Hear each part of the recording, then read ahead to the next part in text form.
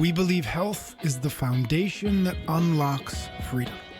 The freedom to live fully, to be an asset and not a burden, and to chase what truly matters. Through daily practices and proven frameworks, we are here to help you build deep health, find lasting peace, and live with your heart on fire. Welcome to the chase. Hello and welcome back to the show. Hello, Ben. How the heck are you? Doing great. Thanks, Patrick. It's good to see you. We are going to dive back into our conversation. We're in the middle of a three-part conversation about distractions, specifically distractions that are keeping us from being healthy, being happy, and living with our hearts on fire. We're going to get into that. We're going to talk about happiness today. Our previous episode was on health, so if you missed that, go back and check it. Before we jump in, though, and this is as much for my own curiosity as perhaps other folks, you just posted something the other day, maybe even yesterday from when we were recording this. You just hiked up Mount Washington with some friends. I would love to know about it because that sounds really fun. Oh, cool. Okay, so for people that aren't in the Northeast, Mount Washington, it's the highest peak on the East Coast, which compared to the everywhere else in the country is not, well, let's just say everywhere else in the country. Compared to the big mountains, it's not. It's like 6,300 feet, right? Mm-hmm. But it is the place of the highest recorded winds ever recorded by man in the world at 230 miles an hour or something like that. So it's known for like this kind of New England, the weather can change in a beat, and we certainly had that. We had amazing, amazing weather, and then it was thundering, and then it would, the clouds would kind of spill over and roll in. There'd be bright sunshine again. It was kind of wild. But the super cool part was, it was a multi-day. We took 2 days up there. We stayed overnight up there. There was nobody else. We hiked midweek, so there's nobody else on the mountain. Awesome. Literally in a 8-hour hike, we saw 5 other people. And when we stayed overnight, we didn't see another person, which was awesome. It was just amazing. And I went up with a couple of just really good dudes. One's my best friend, Derek, who we talked about probably on the show. I'm not sure. Yep. My brother and another new friend to the mix as well. Equally good dude. And I think the best part was, the physicality and the nature. But honestly, it was the male connection, right? Mm-hmm. Which I don't think is built into us as the default. We're not supposed to have the feelings, and we're not supposed to share. And if you show vulnerability at all, it's exposing weakness. And it was just awesome to be up there with a couple other guys that were the exact opposite. Mm. It's taken me 48 years to learn how to become vulnerable with people. But it's incredibly empowering, and seeing it modeled by 2 other really successful, really strong men gives you a sense of permission that this is a safe place to do that. So we were able to just kind of crack through the facade and not feel subconscious about talking about things that guys probably don't normally talk about. Certainly relationships with our spouses and the way we grew up, with learning disabilities, addictions, and a whole bunch of other stuff that, when you come out of that, you feel freer and lighter. Mm-hmm. It was I as a part of this ongoing conversation that we have on this show a couple times a week. If I think it's a really big part of what we're trying to do in terms of chasing what truly matters, is being really intentional about seeking out the kind of people that right? That you can truly connect with. It is a powerful thing to find the people that you can up-level those conversations and connections with. And I feel grateful and blessed to be able to do it, particularly in that setting. It was great. Yeah. Really cool. Thank you for sharing that. That's great. And that is not too much of a tangent from, I think, what we're going to talk about, especially that stuff you were talking about towards the end there. So we are going to talk about distractions keeping us from happiness. As I said at the top, this is part of a longer conversation we're having about the key distractions or the big distractions that are keeping us from health, happiness, and living with our hearts on fire. We're going to talk about happiness today.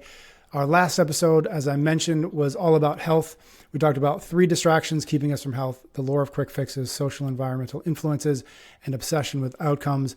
This time around, we're going to talk about the 4 idols: internal psychological traps and surrendering to other people's priorities.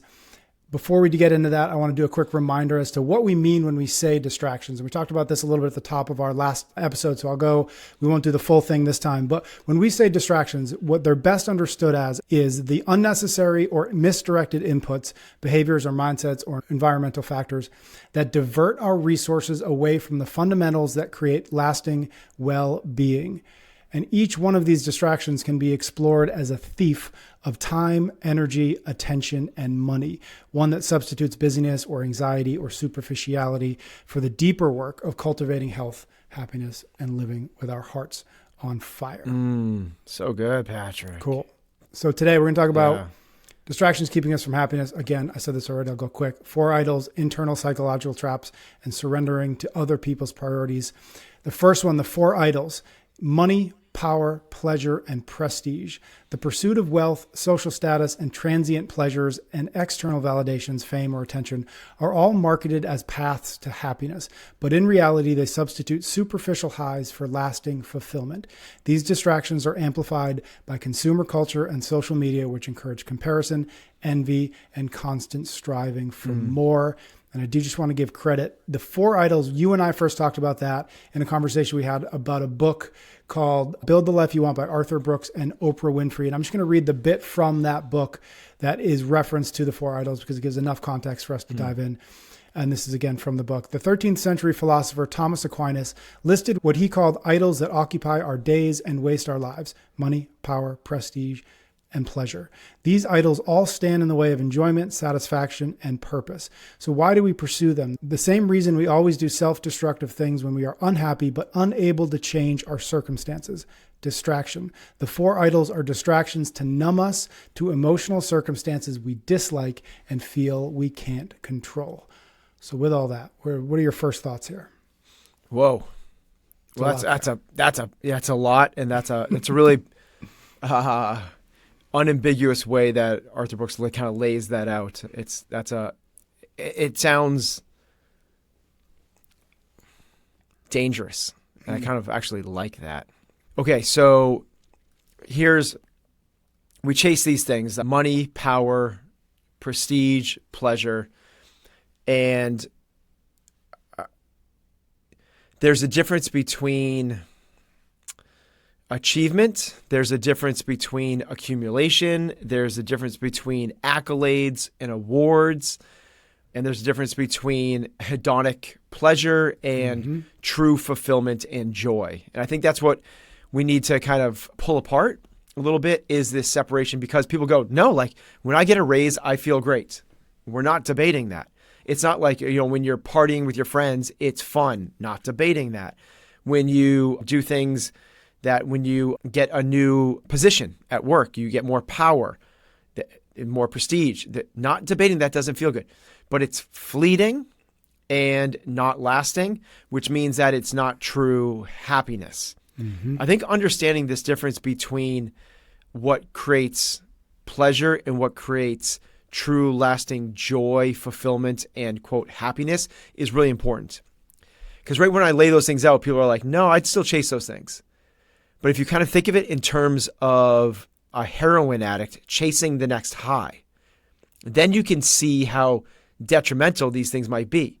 Yep. The heroin addict wants the next high because it creates these moments of pleasure, these moments of hedonic joy, which is not beneficial in the long term, as opposed to somebody who is grinding away as a fill in the blank, as an entrepreneur, as trying to build something meaningful and powerful, as somebody that is trying to start a nonprofit, somebody that is raising infant twins. Like those are all in the moment, not necessarily pleasure, but they're the ones that create true fulfillment.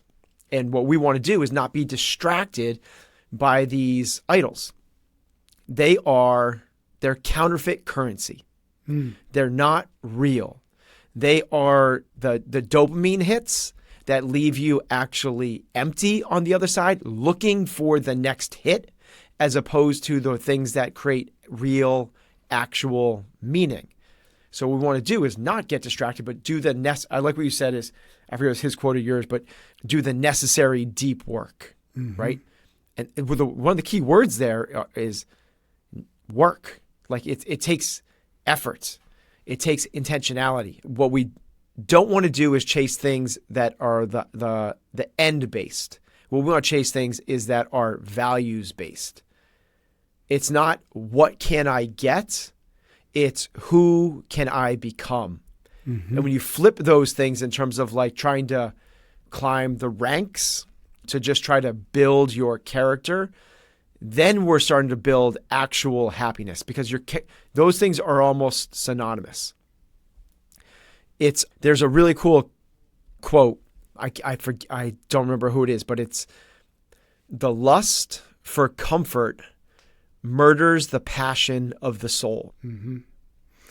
Looking back at that quote I read from the Build the Life You Want, the 4 idols are distractions that numb us to emotional circumstances we dislike and feel we can't control.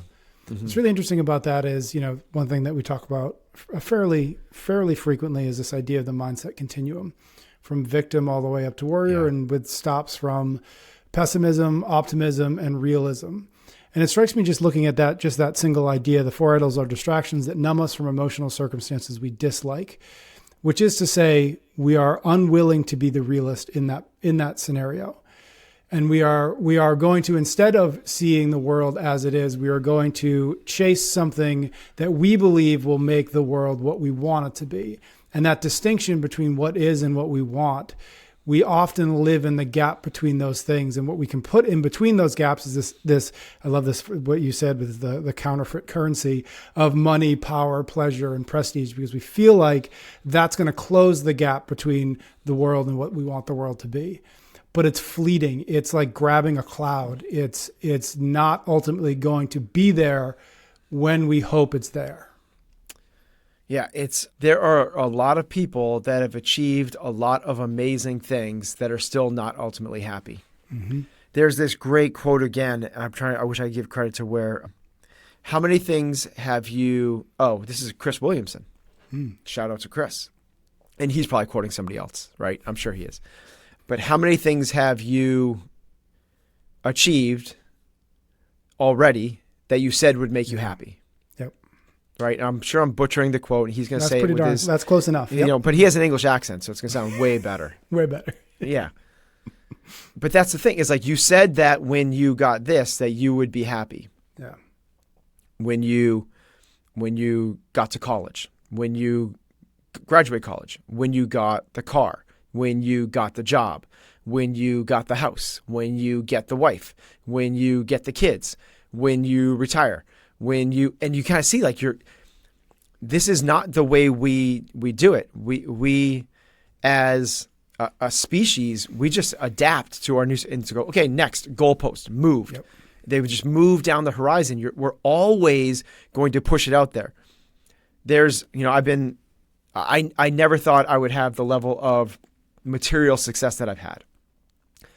It doesn't mean that I stopped chasing it though. It's like, and I know this is this thing inside of me that if I, to my 25-year-old self, when I was, driving from house to house doing personal training, saying like, hey, when you're in your mid 40s, this is what your situation is going to look like. I'd be like, oh my God, like that's crazy. You're never kind of like, that doesn't make you happy. It's just not the way it goes. And, Naval Ravikant has a really good kind of framework for this, which is we like to play these games, and we play 2 games. One is wealth games and the other is status games. And the wealth games are actually kind of new to us as a species, because for a very, very long time, there was no accumulation of wealth. You could only have what you could carry on your back because you need to follow the buffalo, right? Yep. You need to be able to carry. You can only store so much food because it's going to go bad. Exactly, right? So as we were hunter-gatherer societies, there was no wealth because you couldn't store anything. That's changed, where now you can play a wealth game. Forever, there has been status games. Status games are the hierarchical place you rank inside of the tribe. Are you the chief? Do you get the best cut of meat and mate? Or are you the weakest, where you have to take what's left over? That's the reason that we seek out power, prestige, and fame and recognition, because it's been built into our DNA to chase those things. Yep. You're more likely to survive. Exactly right. You're more likely to survive if people have your backs, if you have more power, if you have more of a tribe, if you have more support, if more people look to you as a leader and so on, maybe until they think of you as the ultimate leader and they want to knock you off. But it is important for us to recognize where these things come from. Naval's take on this, and by the way, I'm a really big Naval Ravikant fan. I think the Almanac of Naval Ravikant is one of the cooler books you can read. His take is, if you're going to choose one of the two, play a wealth game. Not to say that money's bad, because it's not, right? Money can give you lots of opportunities and freedom. So play the wealth game. And what's really cool is you can play the wealth game without playing the status game. And I think that's a really kind of cool place to be, is, try to become more chance of survival, right? If you have, back in the day, if you had a whole bunch of smoked meat and a bunch of canned food that would last you for the entire winter, and you had a staff of people working for you on your land, and you owned 10 acres, the chances of your survival went up. And that's cool. That's not a bad thing to chase. We just need to be cautious of the fact that happiness does not rise linearly with wealth. And as we kind of chase that game, saying, I'm going to be happier when I get to that, that's not the case, because it's not the equal. There is a case to be made, though, that if I'm using my wealth to have the opportunity to enhance connections, to be able to have greater experiences, to get better health, to buy back some time, if you're using it for those reasons, not to get the sports car, right? Not to be a status symbol so you can drive around downtown Miami and people turn their heads at you. Not for that purpose, but for the purpose that, hey, I'm going to invite my 4 best friends to go have a weekend in Bali, and we're going to go windsurfing and kite surfing and meet this meditation guru. And that is a good use of wealth, because it's going to enhance the actual experiences of your life. So wealth games over status games, for sure. Yeah, I also like the idea of broadening the definition of wealth to not just financial wealth, which of course, yes, but also time wealth and relational wealth and all these other degree or other contexts where wealth is an abundance, right? And playing a wealth game, but recognizing that wealth is deeper than just a bank account. Yeah. Yep. That goes into I forget who wrote it, but the book, like, Today We Are Rich. Right? I know that one. That's where I got the have-tos versus get-tos. Oh, cool. I read it like 20 years ago. Yeah. But the idea is today, this guy grew up in most circumstances would have been, I don't think poverty, but certainly lower income. But his mom would say to him every day, "Today we are rich." And she would list out the things why they're rich, because it's not just the number of zeros in the bank account. It's your relationships. It's what you can do with your time and so on.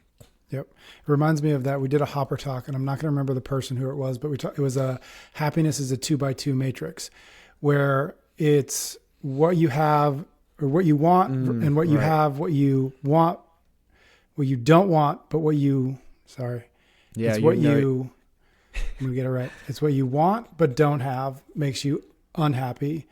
What you want but have makes you happy. What you don't want and don't have makes you happy. But that's not at the fourth quadrant. That's the fourth quadrant. What you don't have and don't want is infinite.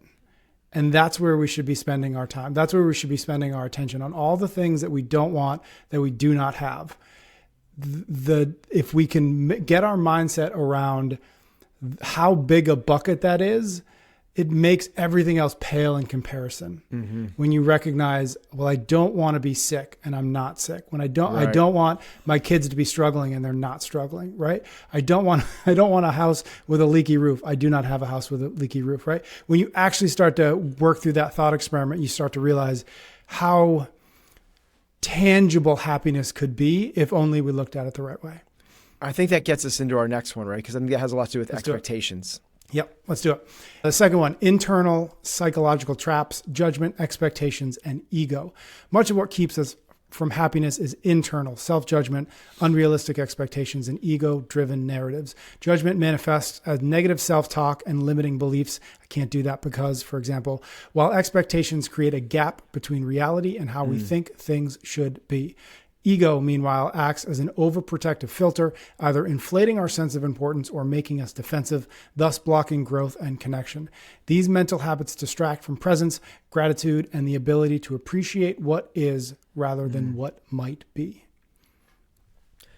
So what this is, it's right in that kind of title, but that the internal psychological traps, right? Whereas the other one is kind of looking outside and saying, if I got more money, if I had a better job, if I had a bigger house. This is kind of that realization that the real battle is not external. The real battle is between your ears. Mm-hmm. And that, you kind of alluded to this in the previous, with the 4 idols, most unhappiness is just the inability to accept reality.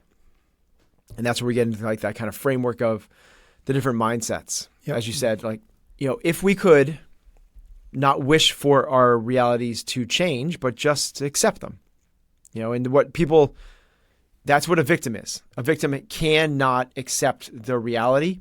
And this sounds weird, but victims have huge egos, but they just do it in a different way. An ego, what it is, remember, it's this way to make yourself feel important. And you can make yourself feel important by going, look how the world doesn't understand me.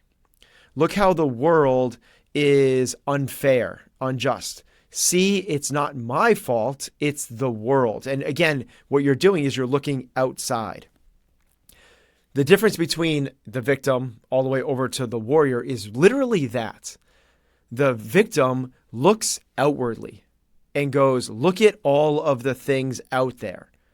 Whereas the warrior looks internally and goes, how can I internally, it's not about the outside world. How can I internally better myself? It's about the inward focus versus outward focus. We've said this before, but instead of pointing fingers, it's about pulling thumbs.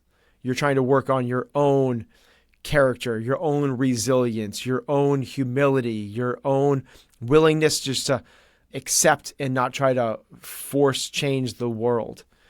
That's, there's that saying, which we've talked about before. It comes from Mo Got It, and it's Solve for Happy, which is formulaic. He's the guy that worked for Google, whatever, like Google in imagination, like just go and invent big, huge, amazing things. And he took a software engineer's approach to this and tried to algorithmically solve for happiness. And his contention is happiness is reality minus expectations. Meaning that if your expectations were higher than your reality is right now, you're going to be unhappy. So this is not a matter of people hear this, they go, okay, so just like no goals, none. It's not that at all. It's about just truly accepting reality instead of going like, why can't it be like this? Why is Donald Trump president? Like, why is COVID happening? Why does my coworker keep doing this? Why is my boss acting that way? How come my kids ... When you do that, you are literally putting yourself in a state that you are unable to bring your best self. This is like when you think about like flow states. And, Stephen Kotler was on the show before, and he's done a lot to kind of move this forward. A flow state is when you are open-minded. You're just like, the reality which you're presented is just you accept. You don't try to, you're just flowing. It's like a river going down. The river doesn't try to change anything. It just adapts to the topography. It just does its thing. And because of that, it flows beautifully and flows fast, and it flows the way it's supposed to, and it does its best thing. What we don't want to do is try to work on change. It's about accepting. It's about acceptance. Mm-hmm. And that's really why the realist is the step before the warriors, because the first thing we have to do before we can even do the inward work is accept our situations, accept reality for what it is. That doesn't mean don't try. I think that's what people also miss is like, so if my flight is delayed, I should just sit there and accept that and take it. It's like, instead of like, going up to the ticket agent and trying to do it, I should just accept that there's nothing I can do. And this says no. But if you go up to them in a non-calm state, the chances of you having a positive outcome are much less than if you go up there being able to present the very best version of yourself. When you go, hey, this might work, this might not, and I'm okay with that. Michael Jordan, right? Why would I even worry about missing a shot I haven't taken yet? Meaning no anxiety, no stress, no limiters. I can just truly bring all of my best self to this. This is where your creativity, this is where your true connection, this is where the best version of you kind of pours through. So, there's Shakespeare has said, expectation is the root of all heartache. Theodore Roosevelt has one, which is, I think a lot of people have heard this one, but especially now with all social media, comparison is the thief of all joy. Mm-hmm. So if we are able to kind of recognize that what we're doing between this judgment, between the ego, between these expectations is just really putting ourselves in a non-optimal state, what that's doing is it's stealing us away from our happiness. Yep. Those are really big, much quieter distractions. I think that's a big thing that you kind of laid out in the beginning. We talked about in the last episode, distractions usually come in really loud forms, and when they're happening. Judgment, expectations, and egos are these quiet, silent killers that'll keep us from becoming our best self. If we can learn to kind of live with and navigate your ego. If you think of your ego as something that needs, the words that come to mind is like to be tamed, but it's not even that. Your ego is trying to search for, it wants to feel important. But the more we kind of like not feed that false self, honestly is what it is. Epictetus has the ego is the false self, and it's born of fear and distraction. So the more that we can kind of like not feed that, the more our true, authentic, best self can come to life. You think of this in terms of relationships that we have, with significant others, with parents, with kids. Like with your kids, a lot of the frustration that comes about when your kids aren't listening to you is not them at all. It's about you not being able to feel good about the way that you're parenting them. Mm-hmm. If you kind of go like, check that, I'm not going to feed that part of it. I'm truly just going to have this moment with them in the best possible way with the long-term approach, not the short-term that's going to feel good in the moment, which is probably losing my shit, but really kind of try to keep this in terms of like, hey, this isn't about satisfying the thing inside of me. This is about how do I develop them and build trust in this relationship.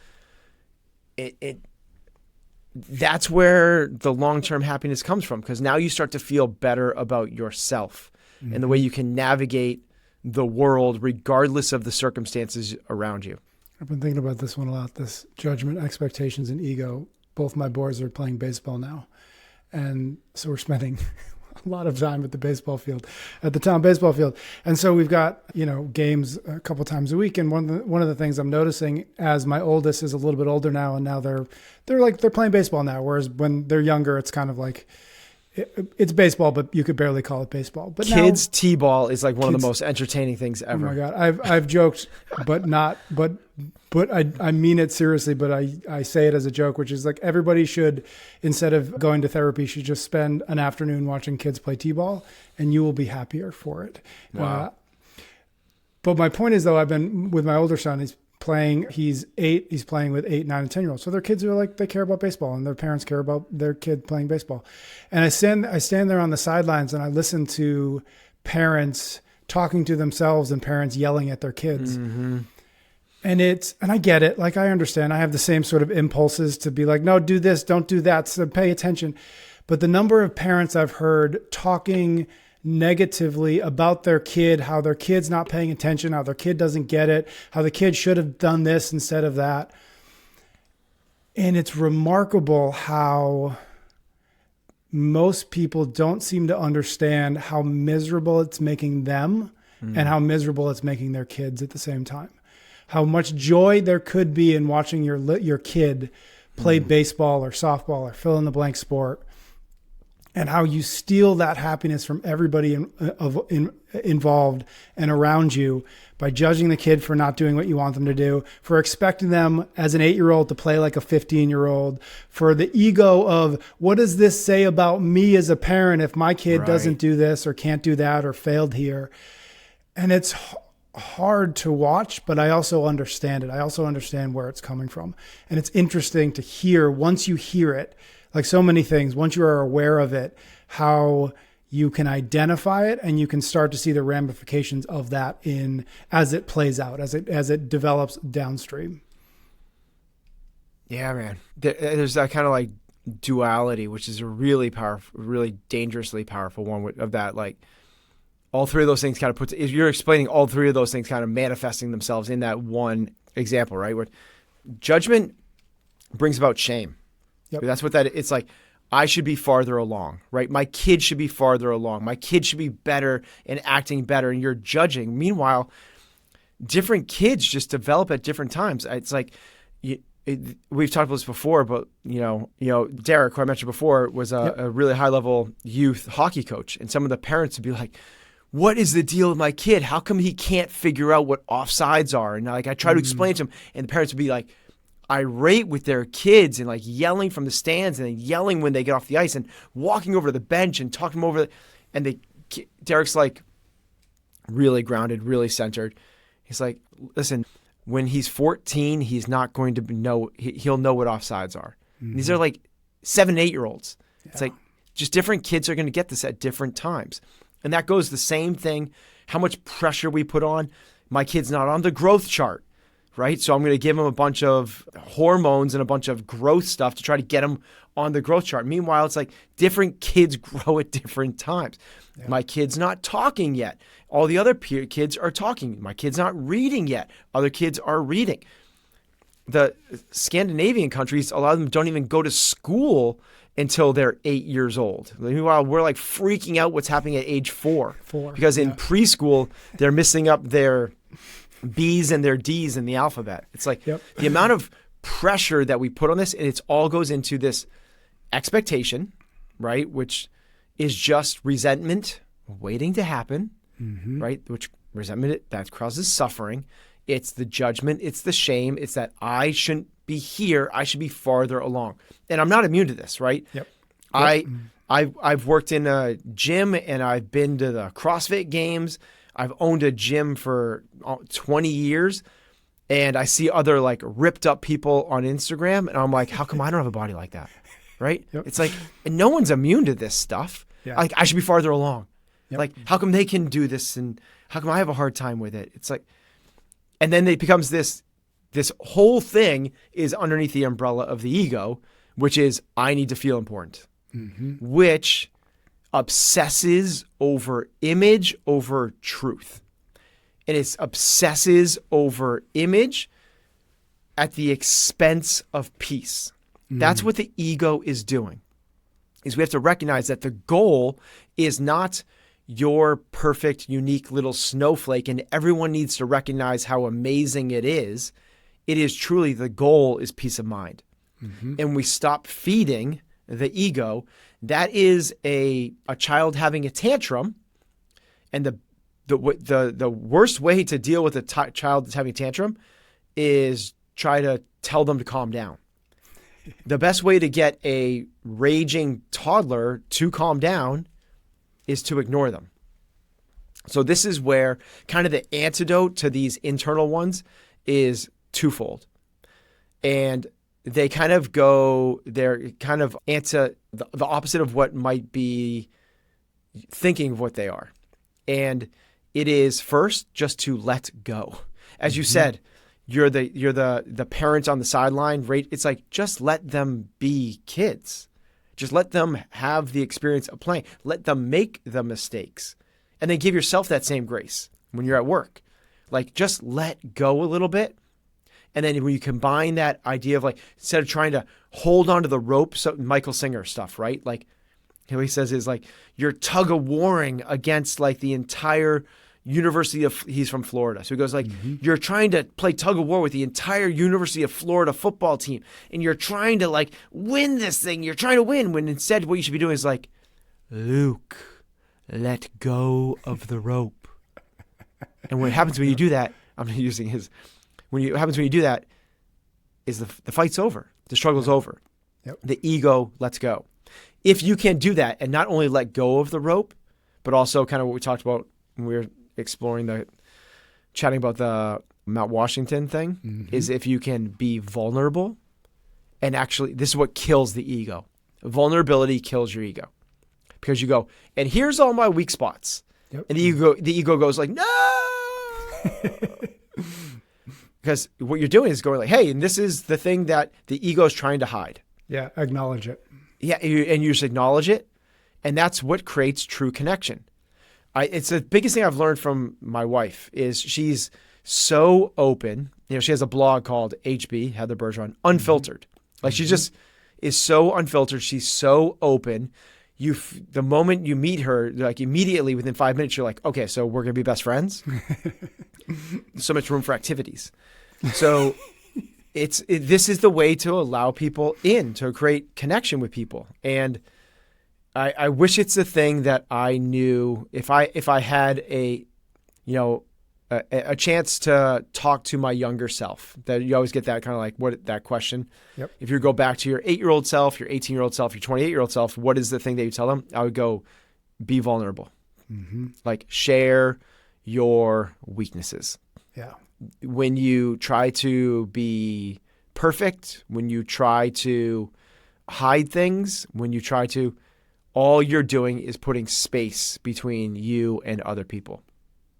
And I think that between Heather and being a dad and surrounding myself with some really awesome people, that's been the biggest lesson I probably learned in the last 10 years. Yeah.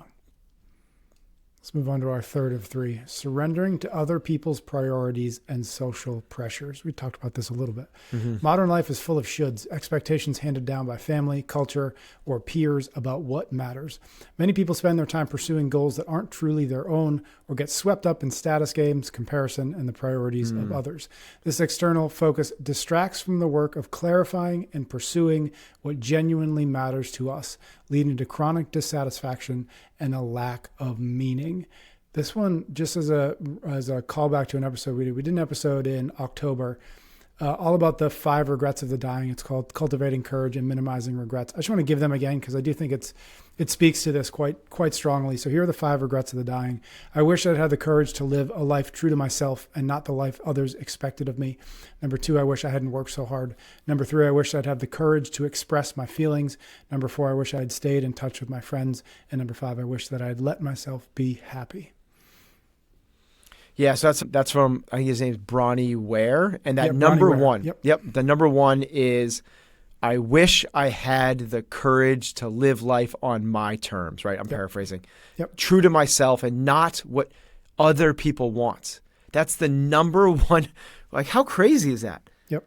That's the number one regret of dying people, is that they didn't live an authentic life. Instead, they lived on, which we talk a lot about on here, is like they live on, because it's hearts on fire type stuff. Yep. But they live by default. They live by what society, what culture, what their parents, what school, or what social media and Instagram are telling them are the most important things, instead of truly doing what sets their hearts on fire. Instead of, or even better than that, instead of living, they're living by default instead of by design, right? We need to. Was that the name of Arthur Brooks' Design Your Life? Was that it? Build the life you want. There is another book called Designing Your Life, which I wish I remember the author, but a professor at Middlebury gave me, which is also really cool. It's written by truly designers, and it's all about being really, really intentional with what you want to do, instead of just, hey, mom said go to private school, mom said go to Ivy League, mom said get a job at Goldman Sachs, mom said marry the girl and get the white picket fence, mom said get a raise, right? I'm using mom as you can fill in the other blanks there, right? Mom. Yeah. Right. But it's instead having the courage. Yep. Right. And that's why one of these things is, you said, like, doing the deep work. It's about your character, which takes courage to do this. There is, you kind of even said, like, we're playing the status games. We're kind of rolling back to that. That's what this is again. We're kind of going like, how can I get more respect? How can I get more attention? How can I get more prestige and power? And the way I'm going to do that is by becoming a doctor, becoming a lawyer, not because I'm passionate about it, but because those are really well-respected, in air quotes, right? Really well-respected professions. That's a distraction from happiness. We want to make sure we're doing what sets us on fire. It's not your, it's not chasing the career. It's not chasing the degrees. It's not chasing your body image. It is truly what you find fulfillment. And I think what you said there as well, which I really liked, is I forget how you said it, but the clarity of finding the clarity of what truly matters. That's kind of the lead up into our show, right? It's like chase what truly matters. So it's another one that's kind of this quiet distraction that if we don't do the intentional deep work, we're going to be default, we're going to be on autopilot, and we're not going to be in control. And what we want to do is make sure that we're taking control of the very few things that we actually do control. And while you can't control most of the circumstances in your life, we're also not trees, right? So if you want something to change, we can go and change it. A tree cannot. If you want to go and, become a meditation teacher in Costa Rica, like, because you've done the deep work to know, not because you're avoiding something, not because you're trying to remove yourself from something, and that's an escape and another distraction, but because you believe that is the thing that will ultimately fill you, and you're scared to do that because of the ramifications or downstream effects and symptoms of what might come about from other people's judgments. Go do that thing. Like, be brave, have the courage. I've been thinking about through this whole conversation, and we touched on a little bit with the Four Idols one, which is this idea that there was a time when these things kept us alive. They kept us in the tribe. They kept us alive. Yeah. Yep. And as we go through each one of these, I think even from a pop psychology standpoint, which is basically where I come from, everything, like, I can see why all of these things exist in our heads and between our ears. The pursuit of money and power and prestige keeps us alive, keeps us safe, keeps us in the tribe. Judging ourselves, expecting things keeps us safe. It keeps us within the context of what we know will allow us to get to the next day and the day after that. Other people's priorities and social pressures keep us in the tribe. Social pressures could be, hey, you don't steal the food when we come back from a hunt.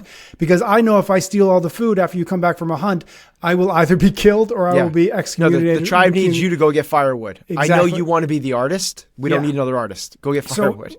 So I think one of the, what you said was like this idea of design, not default. Really what we're saying is, like, we've got to recognize that our brains have not evolved nearly as fast as the culture in which those brains find themselves. And so when we talk about this idea of of knowing what matters, of chasing what matters, it's really removing as much as we can, as much as is feasible and realistic, like removing all of the old architecture that did at one point keep our ancestors alive and safe and able to pass their genes on to the next generation. We've got to be able to strip as much of that architecture away from ourselves so that we can then build something in its place.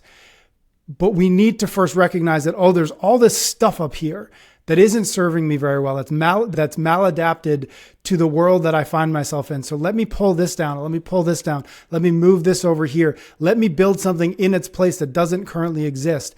That's the process of the design. That's the design process versus the default, which is like, I guess this is where I live and let's see how this goes. And that's the hard part. It's the work of ripping things down that aren't serving us and building something up in their place. That's the work. That's the courage that we need to have to do the work, because what you're saying is, I don't want to be like this. I want to be like that. And so in order to get there, we have to go through this whole process of knocking down to build up. And that's really hard and that's really scary. And that can feel isolating. Yeah, it's isolating because, as you said, it's going against kind of our built-in biology, right? And it's one of those, the way you frame that up is spot on, which is, yes, this is hardwired. It's hardwired, but it also doesn't serve us because we're not looking for survival at this point. Yep. Survival, the path to survival and the path to happiness are not the same road. And once we've kind of established those, Maslow's hierarchy of needs, once we have food, shelter, safety, then it becomes, kind of moving up and looking for the next thing of looking for community and belonging. Then it's about looking for the next thing of getting to the point of self-actualization, which is happiness. Yep. If we stay in the default program, we won't achieve it because we're going to end up being distracted by the survival software that's built into us. Yep. So what we need to do then is replace the idols, right? Replace the money, prestige, power with values, right? We need to replace the judgment with curiosity. We need to replace the ego with vulnerability. We need to start creating better acceptance rather than expectations, and replace those borrowed goals, right? Those things that are getting pushed onto us with our own vision. And that's why when we talk about this framework, and we've talked about this a few times, but it always starts with values and vision. Yep. We need that first. What's the end? You got to begin with the end in mind. I think too much of us are operating in the default, which is playing these games, right, which are going to push us off on the wrong path. And we're going to go. And the kind of stair-step dopamine approach is going to give us this false sense like we're on the right track. Because, wow, now I'm making more money and I'm getting more, what looks like respect, and I'm getting more... when actually, unless we do that deep, meaningful work to clarify what our vision and values are, which is really what this conversation has been about for the last 10 years, is right, chase what truly matters. We're trying to say that what really matters is peace of mind. Yep. That's kind of the end thing that we're actually looking for, is if your mind can become like a still pond, right? That's really a nice place to be. If you're on a raft on still water, that's pretty phenomenal. That's amazing. What most of us have in our minds is this tumultuous, rough ocean where we're getting sprayed and we're wet and we're cold, and we try to solve this thing by just paddling harder and making a bigger mess of the whole thing. If we want to be able to have that stillness, that calmness, that peace of mind, it starts with first understanding that is the end goal. Then what we can do is kind of work our way backwards from that and go like, well, what's the things we want? Well, to me, it's the next thing we want is freedom. And that's freedom tos and freedom froms. Yep. Right? Freedom to do what we want. Freedom to have meaningful relationships. Freedom to do things that make us feel fulfilled. And freedom from disease. Freedom from decrepitude. Freedom from oppression. Freedom from all these other things. How do we get that? I think the best path framework we've come up with is these 5 factors. That's the framework to freedom, which leads to, and it means if you have physicality from training, if you are healthy, if you have strong connections, if you have peace, working on a warrior mindset, that's the thing that's going to not let outside circumstances, outside pressures, outside society, outside a kid at t-ball game kind of rattle you and get your mind distorted. Like we have to recognize that it takes effort. It takes attention. Your words are like, own your attention. We always say time is the most valuable thing, but Naval Ravikant, kind of dispelled that as well. It's like, no, you can spend time with your family, but if you're on your phone with them at dinner, that's not worthwhile because you're not giving them attention. Mm-hmm. So where's our attention going? Is our attention going towards these distractions, or is it going truly the meaningful things that are going to take us one step closer to our ultimate goals? Happiness is not something that's just there. Happiness comes from actions. We have to take the actions to get there. I think most people think that happiness is a default. It's just a state. And that's not the case. Happiness is the result of actions that we take meaningfully and intentionally. Those are our distractions keeping us from happiness. We talked about the 4 idols of money, power, pleasure, and prestige, internal psychological traps like judgment, expectations, and ego, and finally surrendering to other people's priorities and social pressures. Thank you very much for tuning into the show. Make sure you're subscribed wherever you're listening or watching so you do not miss another episode. For more frameworks and daily practices, visit chasingexcellence.email. And don't forget to tap the link in the show notes for today's full listener guide, where we break down the key ideas and provide actionable steps to help you put them into practice. Until next time, keep building health, finding freedom, and living with your heart on fire.